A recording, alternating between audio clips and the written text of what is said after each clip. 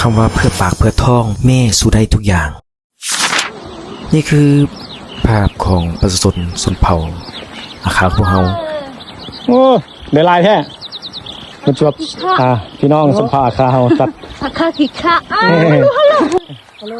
ตัดวายเดี๋ยวลายแท้เขาเจ้ามาออกมาหากินมาตัดไว้เอาไปขายถือว่ามา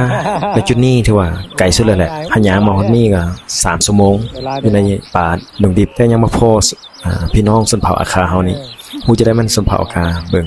กระตากระไซบายนะก็จะฮู้เลยมันชนเผ่าอาคาแต่ละคนก็จะได้เต็มกระตาเลยแบกย่างอีกประมาณ 2-3 ชั่วโมงจึงไปฮอดเส้นทางใหญ่เพื่อจะนำเอาไว้นี้ไปขายนี่แหละคำว่าเพื่อปากเพื่อท้องแล้วแม่ให้ได้ทุกอย่างเพื่อลูกไปในกรุงเทพของบ้านนารันดิโอ้มาไก่ฮะ